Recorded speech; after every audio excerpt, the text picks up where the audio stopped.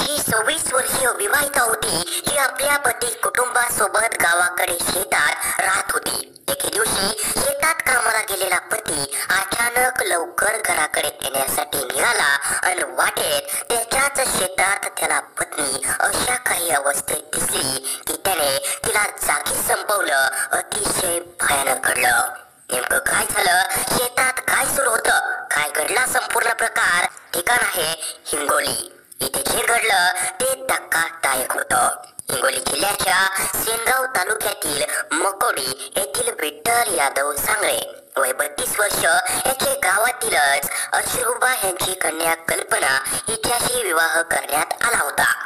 विवाह झाला त्यावेळी त्यांचा संसार मोठ्या गुण्या गोविंदाने चालला होता। सर्व काही आनंदात सुरळीत सुरू होतं। या संसारातून त्यांना 2 अपत्य असून एक मुलगा 8 वर्षांचा तर दुसरी मुलगी 6 वर्षांची। विठ्ठल शेती व्यवसाय करीत होता। कष्ट करून तो आपले पोट भरीत होता आणि मुलांसोबत खुश होता, समाधानी होता।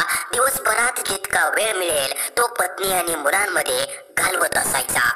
या दरम्यान कालांतराने मयत कल्पना विठ्ठल सांगळे वय 26 वर्ष हिचे गावातीलच प्रियकर भास्कर उर्फ बळी अश्रुबा खरात वय 27 वर्ष राहणार मकोडी यांच्याशी सूत जुळले। या प्रेमातून त्यांनी 2 वेळा गावातून शहरी भागात पलायन केले। परत कल्पना ही गावात येऊन आपल्या घरी नवऱ्यासोबत नांदवायस आली, परंतु कल्पना हिचा अनैतिक संबंधाचा कार्यकाळ संपता संपेना। पती विठ्ठल यांनी आपली पत्नी कल्पना सांगळे ही अनेक वेळा समजावून सांगून सुद्धा तिच्या वागण्यात कुठलाही बदल होत नव्हता। कल्पना मुलांचा आणि पतीचा कंटाळा आल्यासारखे ती वागू लागली होती। एके दिवशी त्यांच्याच त्या शेतात एक शांतता होती, पण ती शांतता काहीतरी भयंकर घडण्याचं सूचक होती। गावातील विठ्ठल सांगळेच्या मनात संशयाची गाठ घट्ट होत चालली होती। त्याच्या बायकोचं वागणं, तिचे सततचे घरातून गायब होणं हे सगळं त्याला अस्वस्थ करत होतं। तिने दिलेला विश्वासघात त्याला असह्य झाला होता, पण तो एकटाच नव्हता। तिचे प्रेम गावातल्या भास्कर खरात सोबत होतं हे त्याला ठाऊक होतं। विठ्ठल सांगळे एका निराश अवस्थेत शेतात काम करत होता। सोयाबीन काढणीचा वेळ होता, पण त्याचं मन त्याच्या हातातल्या कामात नव्हतं, तर त्याच्या बायकोच्या परतण्याच्या क्षण वारंवार त्याच्या डोळ्यासमोर नाचत होता। ती आता कुठे असेल, तिचं पुन्हा पलायन झालं असेल का, या प्रश्नांनी त्याला त्रस्त करून सोडलं होतं। फोन का उचलत नाही असा विचार करताच त्याने घराकडे पळ काढला, पण त्याचं मन खात्री करत होतं की काहीतरी चुकीचं चाललंय।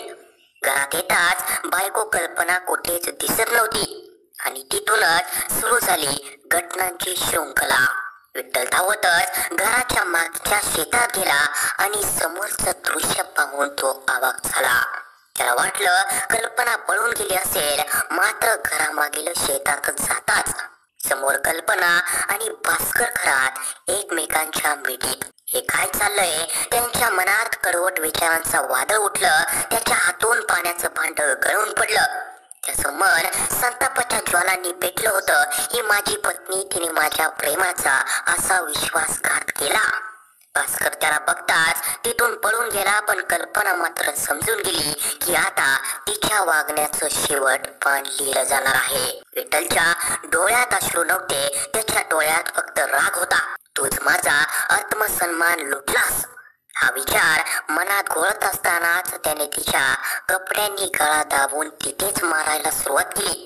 कल्पनाने स्वतःची सुटका करण्यासाठी झगडली, पण विठ्ठलचा राग एवढा प्रचंड होता की तिने शेवटचा श्वास घेतला। तिचा प्रियकर तर तो आधीच पळून गेला होता। त्यावेळी शेतात एक वेळ अशी होती की फक्त तिचं तडफडणं आणि विठ्ठलच्या मनातल्या वावटळीचा आवाज होता। त्याच्या हातांनी तिचं आयुष्य संपवलं होतं आणि त्या शांततेत फक्त तिचा मृतदेह शेताच्या मातीवर पडला होता। हे करताच विठ्ठल अचानक भान आलं की तो एक मोठं पाऊल उचलून बसला आहे। आता त्याचं आयुष्य संपलं होतं, पण त्याने एक बनावाचा प्लॅन तयार केला। प्रियकरानेच हे सगळं केलंय असं सगळ्यांना सांगून तो स्वतःचं रक्षण करून पाहत होता। तो इतका आक्रमक झाला की पोलिसांनी काही कारवाई केली नाही तर मी शव घेणार नाही अशी धमकी सर्वांसमोर त्याने दिली। पण पोलिसांची चाणाक्ष नजर कधीच चुकली नाही. सेनगाव पोलीस स्टेशनचे निरीक्षक रणजित भोईटे आणि उपनिरीक्षक चित्तरंजन दवेकवडे यांनी तपास सुरू केला. विठ्ठलच्या वागण्यात काहीतरी गडबड असल्याचा संशय त्यांना आला. त्याच्या हालचाली बारीक लक्ष ठेवताच त्याचं खोटं उघड झालं. पोलिसांनी त्याला विचारताच त्याने शेवटी सत्य कबूल केलं. होय, मीच तिला मारलं. तिचं प्रेम मला संपवायचं होतं. तिच्या हातून सुटका नव्हती. विठ्ठलवर कलम 302 आणि 449 अंतर्गत गुन्हा दाखल झाला. त्याला अटक करण्यात आली आणि पुढील चौकशीसाठी सेनगाव न्यायालयात हजर करण्यात आलं. प्रेमातल्या विश्वासघाताचा आणि ईर्ष्येचा परिणाम कसा भयंकर होऊ शकतो हे सगळ्यांनी अनुभवलं होतं. आणि या घटनेमुळे एकच गोष्ट लक्षात आली, नाती तुटली की त्यातून काहीही चांगलं घडत नाही. प्रेमात विश्वासघात होतो तेव्हा त्याची किंमत फक्त प्रेमच नाही तर आयुष्यही देऊन चुकवावी लागते. विठ्ठल आणि कल्पनाच्या नात्याचा शेवट हा प्रेमाचा नव्हता तर एका भयंकर अंताची गोष्ट होती.